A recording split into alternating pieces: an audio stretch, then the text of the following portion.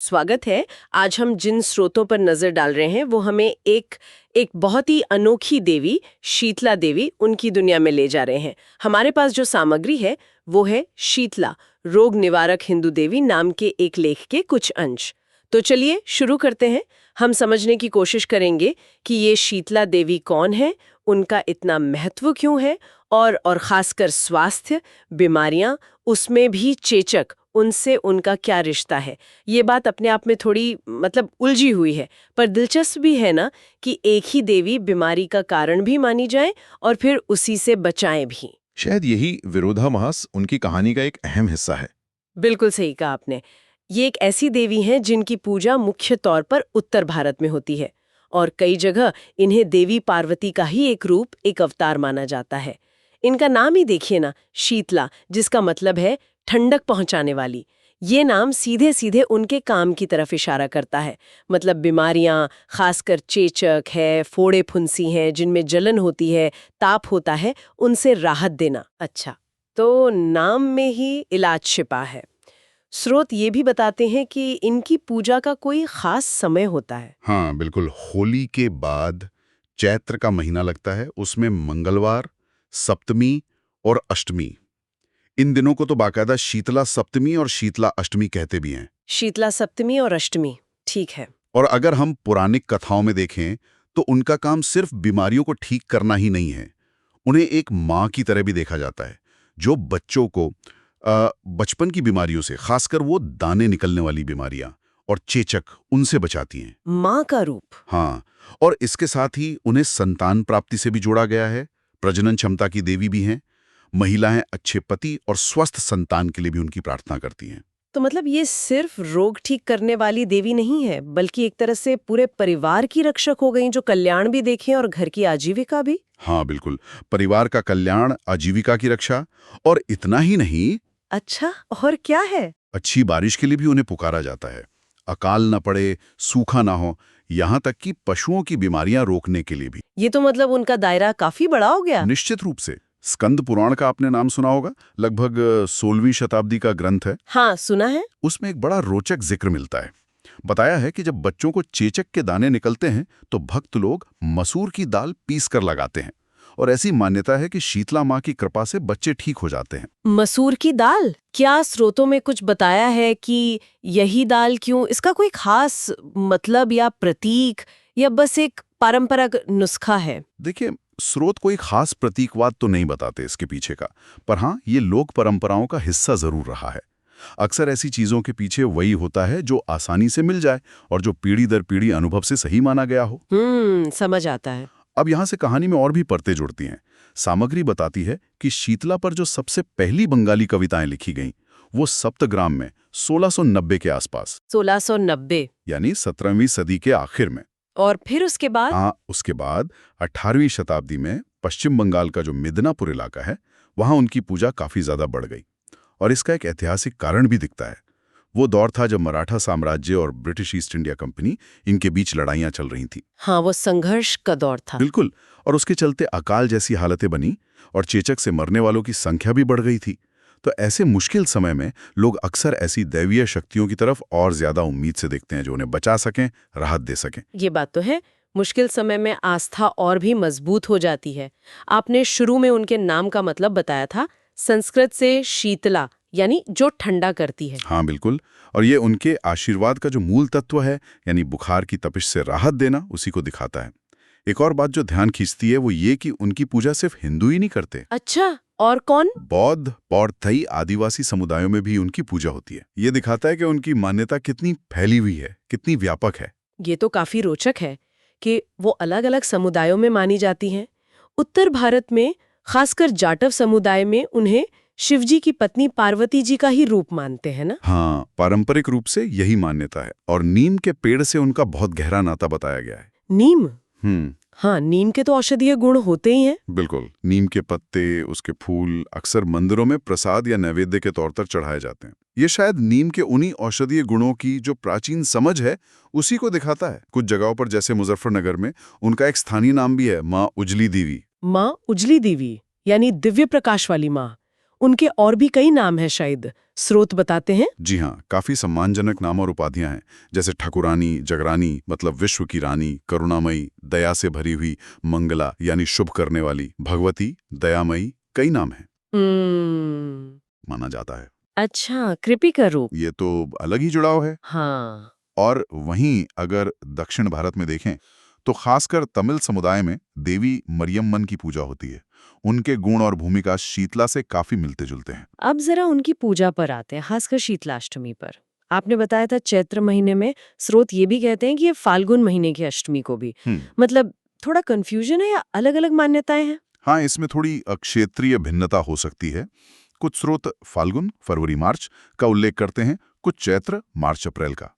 शायद ये मौसम के बदलाव से जुड़ा है। रघुनंदन नाम के एक विद्वान का जिक्र आता है जिन्होंने इसे स्थापित करने में भूमिका निभाई। और इसका कारण क्या था? वही मौसम का बदलाव? हाँ, स्रोत यही बताते हैं कि ये वो समय होता था जब लंबी सूखी रातें होती थीं और पारंपरिक तौर पे ये माना जाता था कि इस समय चेचक जैसी बीमारियां ज्यादा फैलती हैं। तो इसी दौरान भक्त लोग शीतला माता चालीसा पढ़ते हैं, शीतला माँ की आरती गाते हैं, श्री शीतला माता अष्टक का पाठ करते हैं। ये सब प्रार्थनाएं होती हैं। इसी से जुड़ी एक बहुत ही अनोखी परंपरा है, अष्टमी या सप्तमी के दिन घर में चूल्हा नहीं जलाते। बसोड़ा कहते हैं शायद इसे। हाँ, बसोड़ा। लोग एक दिन पहले का बना हुआ ठंडा खाना खाते हैं प्रसाद के तौर पर। ये थोड़ा अजीब नहीं लगता? सुनने में शायद लगे, लेकिन अगर हम इसे थोड़ा गहराई से देखें तो इसके पीछे एक व्यावहारिक सोच हो सकती है। ये वो समय होता है जब वसंत जा रहा होता है और गर्मियां आ रही होती हैं। हाँ, मौसम बदलता है। तो शायद ही एक तरह की पारंपरिक स्वास्थ्य सलाह हो कि भाई बदलते मौसम में बासी या ठंडे खाने से बचना चाहिए। या फिर ये भी हो सकता है कि ये देवी को ठंडक पहुंचाने का एक प्रतीकात्मक तरीका हो। लोक ज्ञान का एक दिलचस्प उदाहरण है ये। सही बात है। अब उनकी मूर्तियों और तस्वीरों पर आते हैं, मतलब उन्हें दर्शाया कैसे जाता है, उनका रूप कैसा होता है? ज्यादातर उन्हें एक जवान स्त्री के रूप में दिखाते हैं। उनके सिर पर एक सूप या छाछ होता है जिससे अनाज फटकते हैं। सूप सिर पर? हाँ, और वो गधे पर सवार होती हैं। उनके हाथों में एक छोटी झाड़ू होती है और एक बर्तन मतलब कलश जैसा। मान्यता यह है कि इस झाड़ू से वो या तो रोग फैलाती हैं या फिर उन्हें दूर करती हैं। और बर्तन में ठंडा पवित्र जल होता है या कभी-कभी रोग के दाने भी दिखाते हैं। गधे की सवारी, इसका क्या मतलब हो सकता है? गधे को अक्सर विनम्रता का, धैर्य का प्रतीक माना जाता है। शायद ये दिखाता है कि देवी सबसे गरीब, सबसे दीन दुखी तक भी पहुंचती हैं। और हाँ, गांव देहात के या आदिवासी मंदिरों में तो उनका रूप और भी सरल हो सकता है। बस चिकने पत्थर की पट्टिया सी होती है, उस पर चेहरा बना देते हैं और भक्त उन पर गहने वगैरह चढ़ाते हैं। और फिर से नीम के पत्तों की बात आती है। वो उनकी पूजा में भी है और उनकी मूर्ति या तस्वीर में भी कहीं ना कहीं दिख जाता है। हाँ, नीम का जिक्र बार बार आ रहा है। बिल्कुल। इस साफ दिखाता है कि नीम के जो औषधीय गुण हैं उनकी कितनी गहरी समझ थी।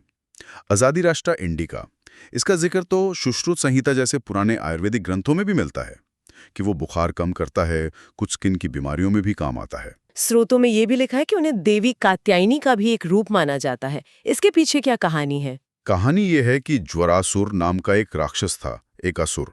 वो बच्चों में बहुत तेज बुखार फैला रहा था। तब देवी कात्यायनी ने शीतला का रूप लिया। उन्होंने बच्चों के खून को, मतलब उनके शरीर के ताप को शांत किया, शीतल किया और ज्वरासुर को हरा दिया। अच्छा, तो यहाँ भी नाम का कनेक्शन है। ज्वर मतलब बुखार और शीतला मतलब ठंडक। बिल्कुल। और उत्तर भारत में जब शीतला को दिखाते हैं तो अक्सर ज्वरासुर को उनके सेवक की तरह साथ में दिखाते हैं। शीतला के साथ कुछ और देवी देवताओं की भी पूजा होती है जो बीमारियों से ही जुड़े हैं। जैसे घेंटू देवता हैं, त्वचा रोगों के देवता। रक्तबती हैं जो खून के संक्रमण से जुड़ी देवी हैं। और ओला बीबी या ओला देवी, हैजा की देवी। बाप रे, मतलब हर बीमारी के लिए एक तरह से अलग शक्ति। हाँ, लोकमानस में ये ऐसा ही था। ये दिखाता है कि कैसे अलग अलग रोगों को समझा और उनसे निपटने की कोशिश की जाती थी। उनका एक 8 भुजाओं वाला रूप भी बताया गया है, अष्टभुजा रूप। उसमें क्या खास है? हाँ, वो एक काफी भव्य रूप है। उसमें वो सिंहासन पर बैठी होती हैं और 8 हाथ हैं, तो हर हाथ में कुछ ना कुछ होता है। जैसे त्रिशूल है, झाड़ू है, चक्र है, पानी से भरा कलश, नीम की टहनियां, तलवार, शंख और एक हाथ आशीर्वाद देने की मुद्रा में, वरद मुद्रा में होता है। और गधे? हाँ, उनके दोनों तरफ 2 गधे भी होते हैं इस रूप में। ये जो चित्रण है ये उन्हें सुरक्षा, सौभाग्य, स्वास्थ्य, शक्ति, इन सब की एक बहुत शक्तिशाली देवी के तौर पर दिखाता है। इसमें उनका संहार करने वाला रूप भी है और पालने वाला भी।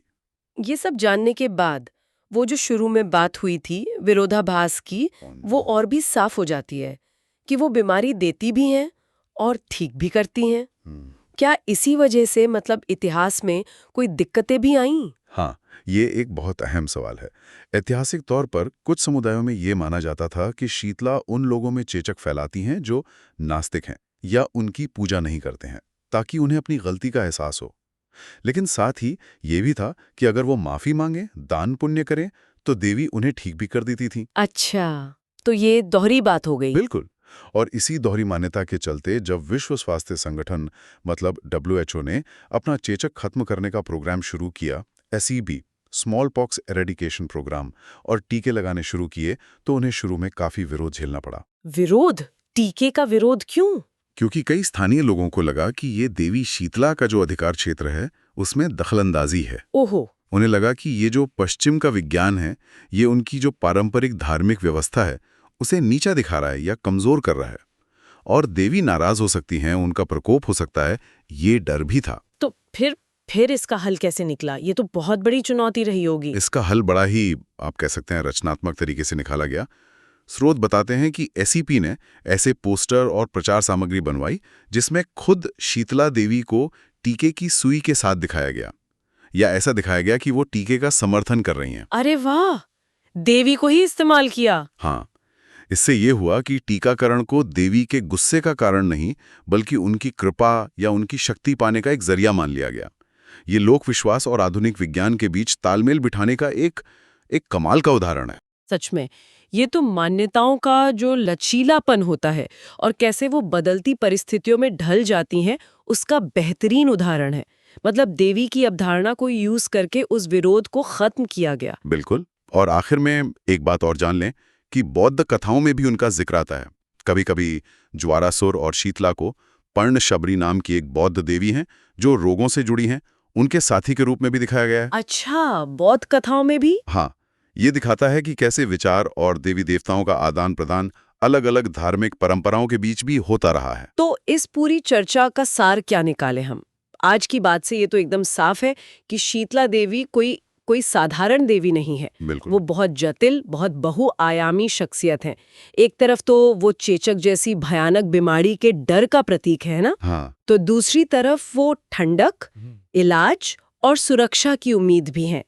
हमने देखा कि उनका रोल सिर्फ एक मरहम लगाने वाली देवी का नहीं है, वो संतान देने वाली भी हैं, परिवार और समाज की रक्षक भी हैं, और उनकी पूजा कितनी फैली हुई है और कितनी अलग-अलग तरह से होती है। निश्चित रूप से ये लोक विश्वास, पौराणिक कहानियाँ, फिर ऐतिहासिक सच्चाइयाँ जैसे महामारियों का असर और समाज का अनुकूलन जैसे टीकाकरण अभियान के समय जो बदलाव आया, इन सब का एक अनूठा संगम है। ये दिखाता है कि समय के साथ, हालात के साथ शीतला की जो अवधारणा है, उनकी पूजा है, वो कैसे विकसित हुई, कैसे बदलती रही। और ये हमें सोचने पर भी मजबूर करता है। जैसे शीतला देवी से जुड़ी मान्यताएं चेचक खत्म होने जैसी इतनी बड़ी वैज्ञानिक कामयाबी के साथ भी खुद को ढाल पाईं, तो क्या आज के ज़माने में, खासकर जब हम पब्लिक हेल्थ की बात करते हैं या नई बीमारियों की या समाज के कल्याण की, तो शीतला जैसी शख्सियतों की कोई नई तरह की व्याख्या या कोई प्रासंगिकता हो सकती है? इस पर सोचना दिलचस्प होगा कि कैसे पारंपरिक विश्वास और आज की ज़रूरतें शायद एक साथ चल सकती हैं।